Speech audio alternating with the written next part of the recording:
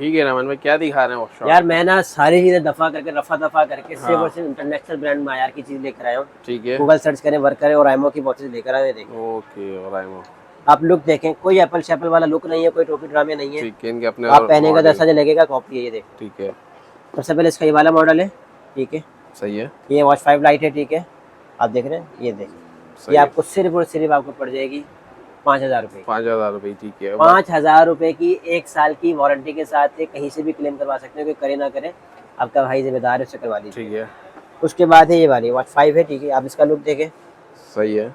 ये आपको पड़ जाएगी 7,000 रुपये की, 7,000 रुपये की, 365 डेज वारंटी के साथ। ओके हो गया। उसके बाद आपको ये मिल जाएगी एमोलेड डिस्प्ले के साथ, ये वाली वॉच मिल जाएगी आपको, एमुलेट, ये एमोलेड डिस्प्ले के साथ है, ठीक है। सही है। GPIV एमोलेड अल्टीमेट पावर के साथ, ठीक ओके हो है। गया।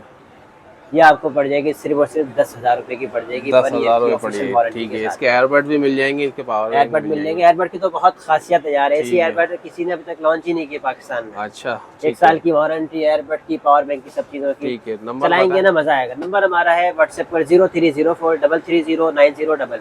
ऑल ओवर पाकिस्तान, हमारे all over Pakistan cash on delivery available. ठीक है। और एड्रेस बताएं? स्टार सिटी मॉल में ग्राउंड फ्लोर पे G103 हमारी शॉप है, हाईटेक के नाम से।